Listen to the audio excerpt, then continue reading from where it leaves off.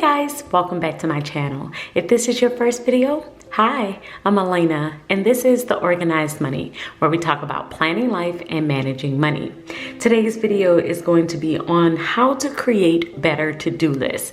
I wanted to share with you how I am currently using my to-do list in my planner and how I have organized them in order to help me be more productive. So let's go ahead and get started. First things first, this is my planner. I have switched out my disc from the gold classic size disc over to the tool bigger size disc. The Happy Planner expandable disc, I want to say are like 1.5 inches, and that was a little too big, so I did move over to the tool disc, which I believe is 1 inch. So it's just the perfect size in order to keep everything that I need in this one book and be able to still use my cover. My cover is a tool cover as well. This is the black leather cover, and I am using the pen holder that I purchased from Amazon. If you're interested in any one of these things, then make sure that you check out the description box under my Amazon favorites, and I have them all linked there under the planner section. So when you open my planner, you'll see that I have made some changes. The first thing is I did add some side tabs. This just makes it much easier for me to be able to quickly flip to the area that I am trying to get to, along with my top tabs. My top tabs serve as like what I need to get to within the particular section that I am in.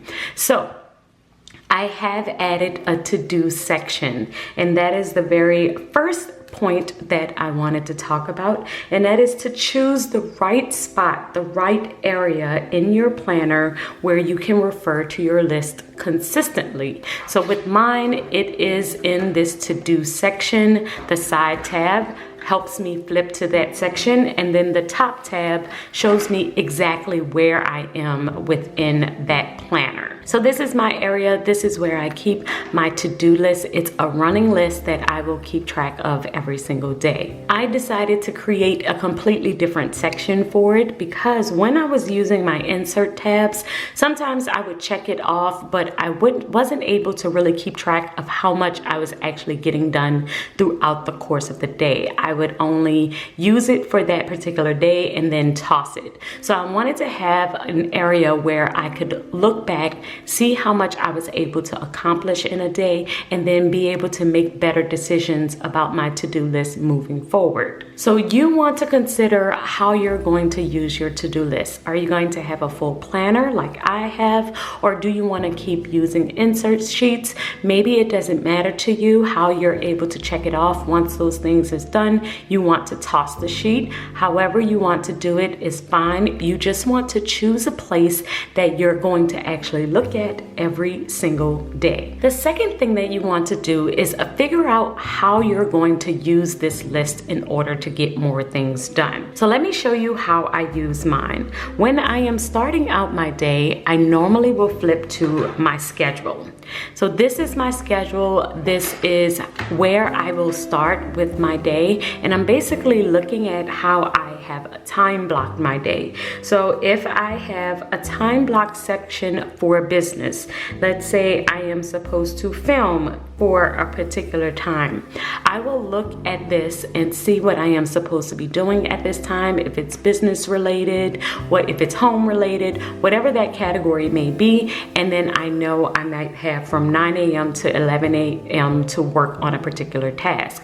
What I will do then is flip over to my to-do planner and see what I have to do within that section. So if I am supposed to be filming at this particular time, then I will come here and see what exactly I am filming. And if I do get finished with that thing earlier, then I am able to see what I could possibly do next within the time that I have left. Many times I will overschedule, meaning that I will block myself off more time than I need to complete a task, so that if I finish that task early, I have given myself more time to come back to my to-do list and then to see what else I could possibly complete. So I love to bundle time blocking along with my to-do list because it allows me to be a little bit more productive and get more things done. My third tip is to make multiple lists for each section of your life. So I have one running list here, but I do have them categorized. As you can see, I have, let me zoom you in so you can see. As you can see, I have different sections on the sidebar of different areas of my life. So I have my business, social media, home, reading, church, and then my content. And then before every single item that I have on my list, I will have a color associated with that item. So if I'm filming, it's yellow because that's content related. What this does for me is multiple things. The first thing is it allows me to see where my time is being allocated throughout the course of the day. So if I have a bunch of things that are content related on a Monday, then I may want to balance that with some home or some church things on Tuesday or Wednesday to make sure that I am completing all of the different things that I have on my list. We want to live a balanced life. We don't want to be too one-sided. So this is a great way to help you make sure that you are completing things in all of the areas of your life that are important to you.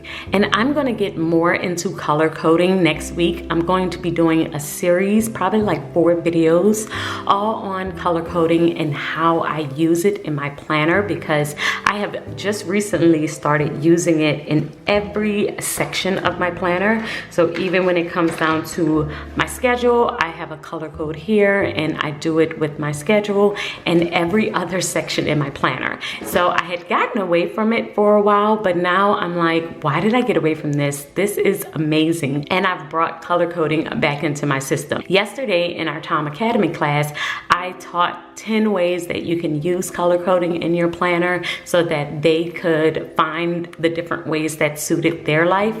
But I am going to be doing a couple of videos on how I use it specifically in order to organize myself and prioritize things in my planners. But this is a way that I am able to create a list for each section of my life.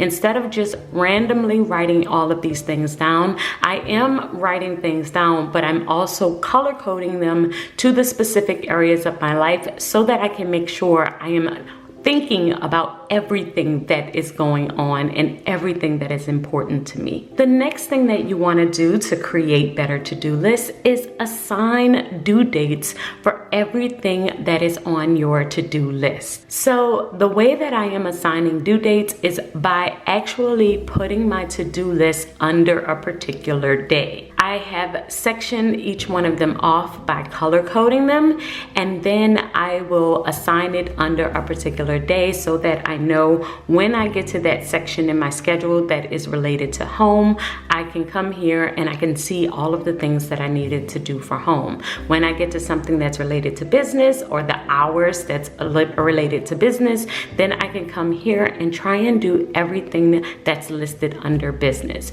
But this, having it under a particular day of the week, allows me to make sure that I am assigning my to-do list for a specific day instead of just writing one really long to-do list and trying to get to it whenever I get to it. This process allows me to make sure that I am zoning in on when I actually want to complete these items. So definitely try it out. If you don't have a planner that's dedicated to your to-do list, then you can still write it on a sheet of paper, but then you want to write next to it the day and possibly the time that you want to complete that particular item. It will make you more connected to the to-do item and make you more likely to actually do it. My next tip is to consistently review your to-do list and write them over if it's a task that you have not completed. I like to revise and look at my to-do list every single day.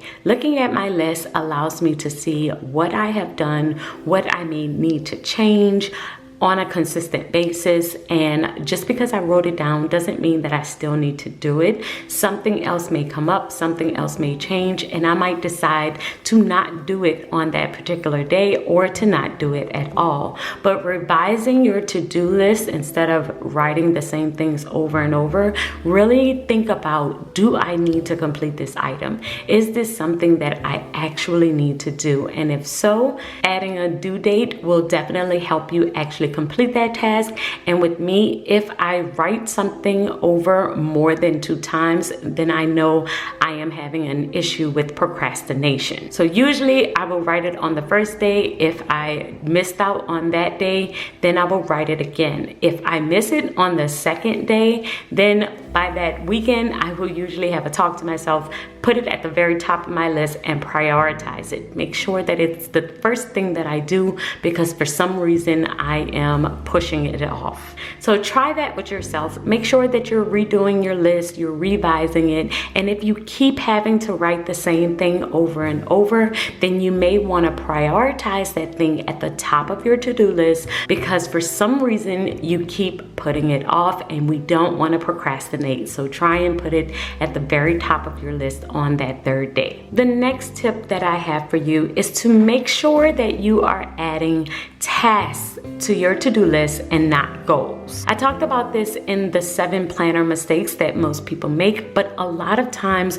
we will add really big projects or goals to our planner, and it's something that's way too big in order to complete on a particular day or at a specific time. If it's an item that needs 2 or 3 steps to complete it, then more than likely it's a project or it's a goal. It's not supposed to be on your to-do list. You have to remember that what you write on your to-do list really matters. Your ability to easily complete these things will allow you to have more momentum and to keep going throughout your day, sticking to your list. But if you write something really big on there that's going to cause you to get stuck, things like write a book, that will cause you to get stuck, and it may hurt your productivity throughout the course of your day. So the best thing to do is to break down those projects, those goals, into those smaller tasks that you can actually complete, like write an outline, and add those items to your to-do list instead. So guys, I hope that you have enjoyed this chatty video where we're talking about how I am currently using my to-do list in order to get things done in my planner. I have been loving this system so far. That's why I wanted to share it with you. And I have made a bunch of changes to my planner. So next week I will probably do a May flip through where I'm just sharing all of the changes and the different things that I have added to my planner in order to make it work better for me. So I'll see you next time, and until then, keep organizing your life so that you can achieve your dreams. Bye guys.